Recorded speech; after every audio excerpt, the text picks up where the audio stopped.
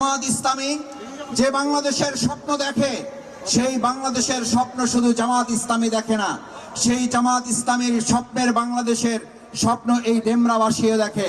কারণ বাংলাদেশ জামাত ইসলামী চাঁদাবাজ মুক্ত একটা বাংলাদেশের স্বপ্ন দেখে। এই চাঁদাবাজ মুক্ত বাংলাদেশকে আমরা সবাই চাই, দখলদার মুক্ত বাংলাদেশকে আমরা সবাই চাই, বৈষম্য মুক্ত বাংলাদেশকে আমরা সবাই চাই। সুতরাং আজ যদি কথা ওঠে চাঁদাবাজ আগেও ছিল, এখনো আছে, শুধু হাত বদল হয়েছে।